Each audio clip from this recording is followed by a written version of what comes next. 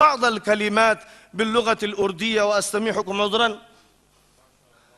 علماء گرامی قدر، میرے دل میں ایک درد ہے. مجھے یہ محسوس ہوتا ہے کہ ہم جب کبھی بیٹھتے ہیں کسی کانفرنس میں، کسی سیمینار میں، کسی اجتماع میں، تو روایات اور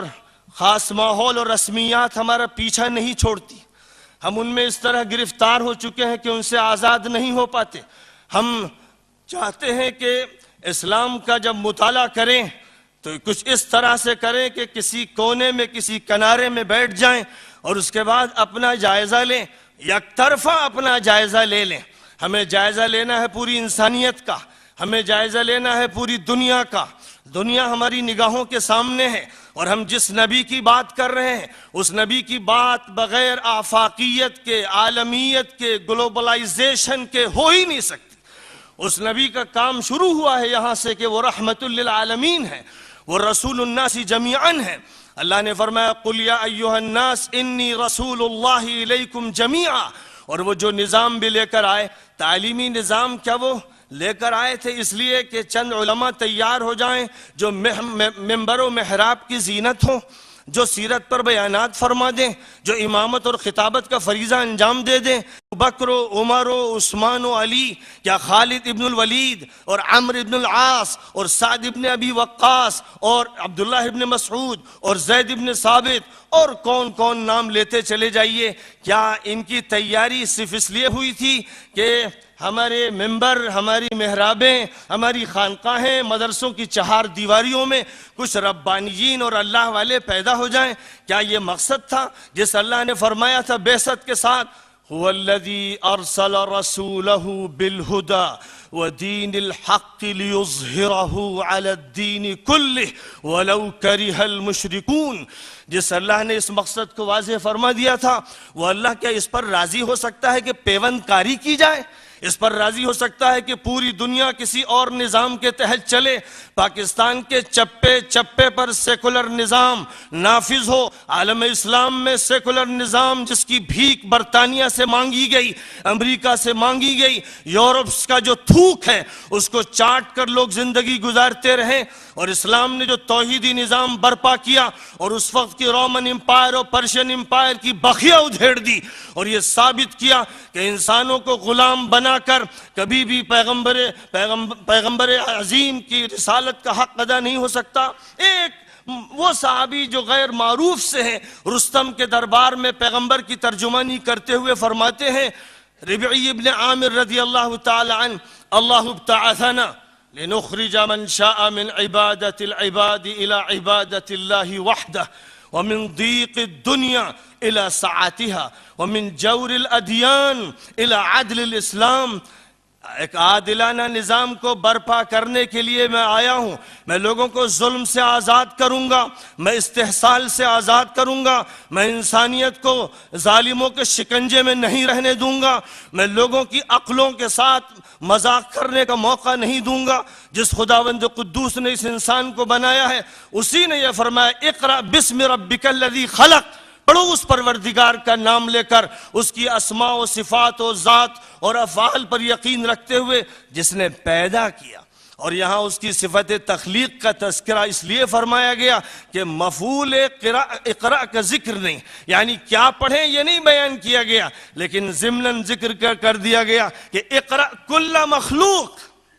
وہ خالق ہے، اس کی ہر مخلوق کو پڑھو. اس کی نشانی ہے پتوں میں، اس کی نشانی پانی کے قطروں میں، اس کی نشانی ہوا کی لہروں میں، اس کی نشانی درختوں میں، ذروں میں، سیاروں میں، کہکشاؤں میں، ستاروں میں، پھولوں کی پنکھڑیوں میں. وفی انفسکم افلا تبصرون. اس کی نشانی تمہارے دماغ میں، خلیوں میں، تمہارے سیلز میں، تمہارے رگ و ریشے میں. سنریہم آیاتنا فی الآفاق وفی انفسہم حتی یتبین لہم انہ الحق. اللہ فرماتا ہے کہ میں دکھا دوں گا اپنی نشانیاں ان کو بتدریج. آفاق میں بھی نشانیاں نظر آتی چلی جائیں گی اور ان کی ذات میں. تو جو نظام تعلیمی برپا کیا گیا تھا اس نظام تعلیمی کا اسلام آباد سے لے کر کراچی کے کنارے تک نہیں، میں نے غلط کہا، اس کا سلسلہ جاپان کے ایک کنارے سے امریکہ کے ایک کنارے تک کوہ قاف سے لے کر ساؤتھ افریقہ اور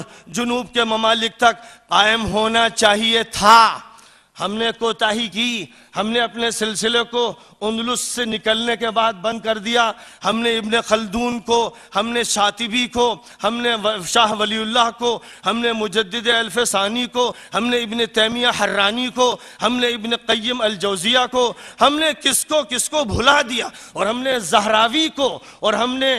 کندی کو، اور فارابی کو، اور ابن سینا کو، اور اپنے فلاسفہ کو بھی فراموش کر دیا، جس کا نتیجہ یہ ہے کہ آج ہم دریوزگری پر مجبور اور بھکاریوں کا پیالہ لیے ہوئے اپنا قانون مانگتے ہیں، تعلیمی نظام مانگتے ہیں، اور ایک چھوٹے سے دائرے میں یہ سمجھتے ہیں کہ نبی کے وارث یہ علماء ہیں جو مدرسوں کی چہار دیواری میں تیار ہو رہے ہیں، جن کے ہاتھ میں قانون نہیں، جن کے ہاتھ میں سیاست نہیں، جن کے ہاتھ میں معیشت نہیں، جن کے ہاتھ میں معاشیات نہیں، جن کے ہاتھ میں تمدن نہیں، جن کے ہاتھ میں تہذیب نہیں، جو حاشیے پر ہیں، جن کو ترس والی نگاہوں سے دیکھا جاتا ہے، جن پر الزامات تھوپے جاتے ہیں، جن کا کام یہ تھا کہ وہ ابو بکر صدیق اور عمر فاروق اور عثمان ابن عفان اور علی ابن ابی طالب کی خلافت سنبھالتے، ورنہ بعد کے دور میں معاویہ اور عمر ابن عبدالعزیز اور ان جیسے خلفاء کی خلافت سنبھالتے، جن کا کام یہ تھا کہ پوری زندگی کی باغ ڈور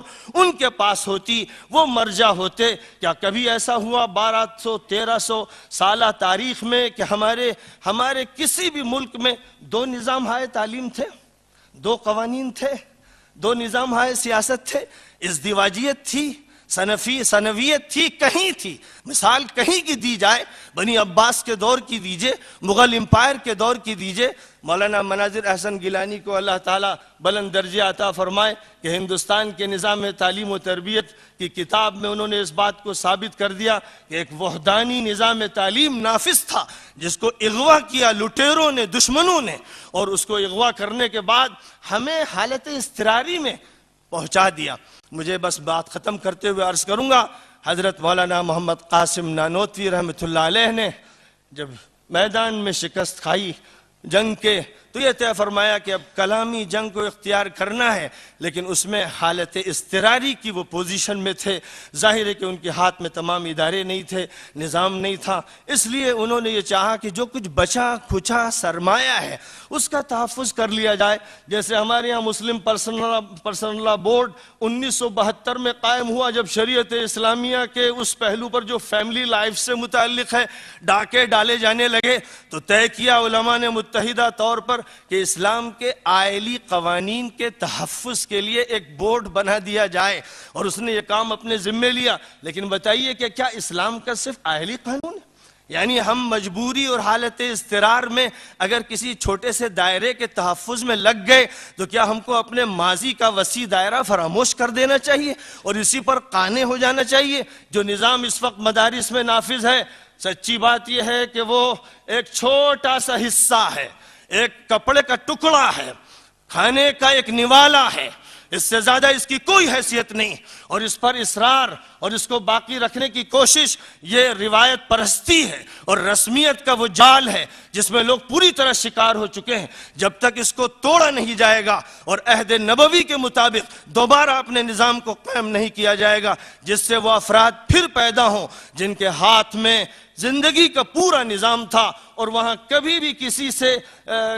کسی سے بھیک مانگنے کی یا پیون لینے کی ضرورت نہیں پڑی۔ مجھے تو ڈر لگتا ہے، بس اسی آیت کا تذکرہ کرتے ہوئے بات ختم کروں گا۔ جو موجودہ صورتحال ہے ہماری مدینہ منورہ کے یہودیوں کی عہد نبوی میں اور عالم عیسائیت کے عیسائیوں کی عہد نبوی میں اور بعد کے عہود میں وہی کیفیت تھی کہ تو ہی ناداں چند کلیوں پر قناعت کر لیا۔ یہ کیفیت تھی جس پر قرآن بہت ہی گرج کر اور بہت ہی غصے میں کہتا ہے، اَفَتُؤْمِنُونَ بِبَعْضِ الْكِتَابِ وَتَكْفُرُونَ بِبَعْضِ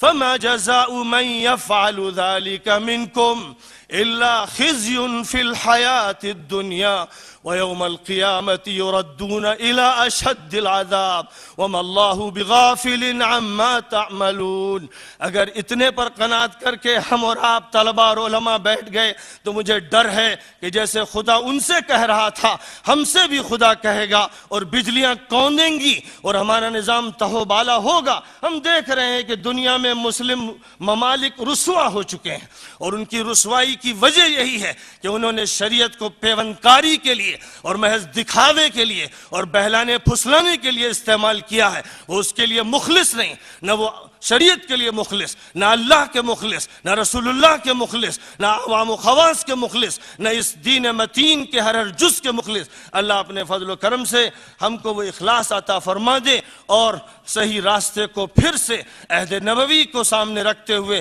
متعین کرنے کی توفیق عطا فرما